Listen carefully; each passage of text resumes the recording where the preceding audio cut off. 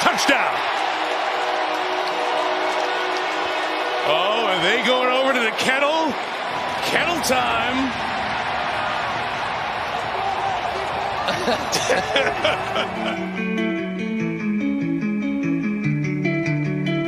Says on the beat, boy.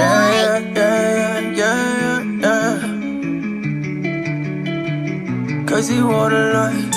Headlights, I've been whipping midnight through the city. I've been going through some things, trying to get my mind right. Push the bucket to the lip, push that bitch into the fence. Gotta get the full control, gotta get my mind right. Headlights, I've been whipping midnight through the city. I've been going through some things, trying to get my mind right. Push the bucket to the lip, push that bitch into the fence. Gotta get the full control, gotta get my mind right. Yeah.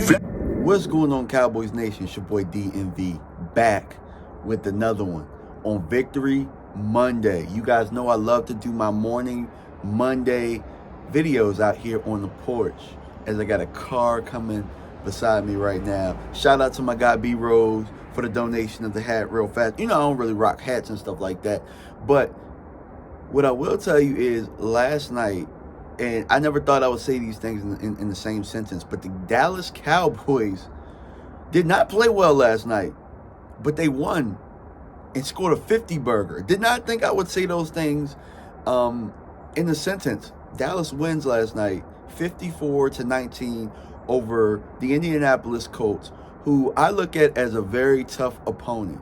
Now, their record isn't a good one. They're 4-8-1, so Dallas took care of business, but that's what I was really looking for. I was looking for Dallas to take care of business last night against a tough football team and figure it out. And over the next couple of weeks, what we're going to find out is if we're able to deal with teams that have no choice but to be physical against us, and how we deal with it, how we deal with teams trying to impose their will on us. And that happened last night quite a bit. The Indianapolis defense was very stingy. We knew that back end was going to be like that. We ran the ball very well. Now, you know, if you guys pay attention to my tweets throughout the game, I'm going to tweet throughout every play. So it's going to be a knee-jerk reaction to everything. And these videos right here are my centered thoughts after I've gotten some sleep, after I've had some time to think about it.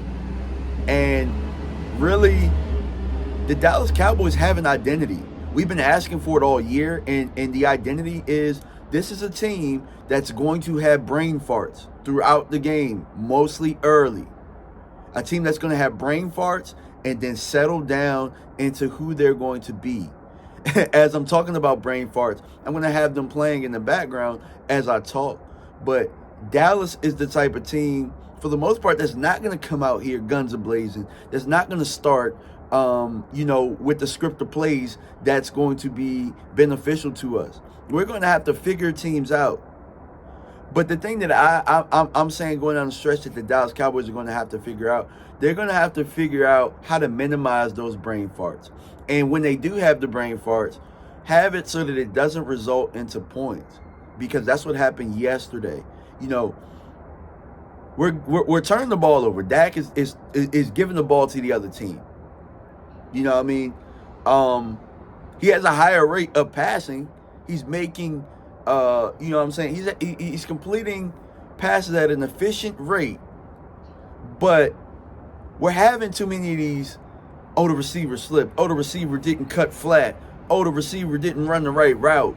Like, all of that keeps happening every week. So at some point, I got to look at the common denominator, the guy that's throwing the football and the guy that's calling the plays.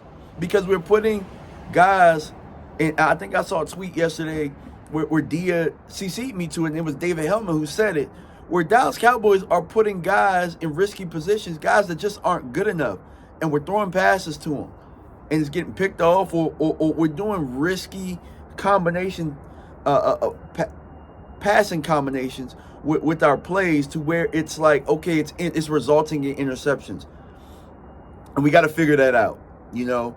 Now, it didn't hurt us in this game, but down the stretch, you got to figure it out. It didn't hurt us against the Bears. It didn't hurt us against the Lions. These are bad teams we're throwing the ball to. The Giants, it didn't hurt us as much, but we got to stop throwing the ball to bad teams and allowing them to hang around. Because what's going to happen is you'll run into a team in the playoffs that you're better than, like San Francisco. I still think we're a better football team than San Francisco was last year. But when you don't come out guns a-blazing and you come out and you have these brain farts, you know what I'm saying?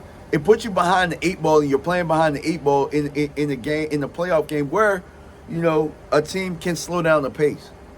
Last night we scored a lot of points in a hurry. We went on a 33-0 run. The defense was getting a lot of turnovers, a lot of sacks, a lot of pressures. We're gonna have to figure out how to get the brain farts out the way, and then get to that mode, because that team right now, that team that we saw for that stretch of that game, was the best team in the league last night. And shout out to Tony Pollard, shout out to Zeke, shout out to that line. We saw Peters step in at left tackle a couple times. Another thing that I want to say about identity, the Dallas Cowboys are a great toss, sweet team. That's our best play. That's been our best play all year, and it's continuing to be our best play. So we have to find ways to do that multiple times a game. Last night it worked like a charm with Tony Pollard. We have to continue doing it. Sometimes we'll even have to do it with Zeke, just to keep them honest. But the rookie Tyler Smith, he's very comfortable doing that. So we have to continue doing that. Another thing I want to touch on before I leave is that Anthony Brown went out with an Achilles injury last night. So we're going to lose Anthony Brown for the year, and we already had Jordan Lewis down. So these young boys are going to have to step up. Last night, young boys stepped up galore. Sam Williams, fumble recovery. Damone Clark, forced fumble. Deron Bland, 2 interceptions. Kelvin Joseph had a pass breakup.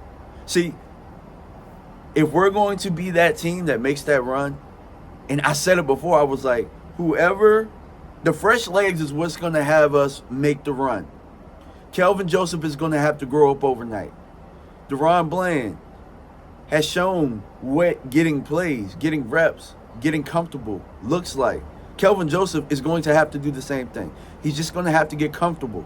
Last night I made some knee-jerk reactions saying that he sucks. But quite frankly, how good would you be if you're not allowed to get a rhythm? He just has to get a rhythm. And once he gets a rhythm, the sky is the limit. Not saying that he's a Pro Bowler, not saying that he's an all-pro guy, but remember in Dan Quinn's scheme, his best defense of all time, the Legion of Boom, they had a guy named Brandon Browner over there playing corner. He was not good, he was not talented, but he did his job. And that's what Kelvin Joseph is going to have to do here. But he's going to have to find some confidence along the way, because I think that right there is his biggest stumbling block. He has to get out of his own head, and he has to go out there and perform. But let me know what you guys think, man. I'm going to do a couple more videos, but congratulations to us for Victory Monday. Let's go Cowboys. Peace.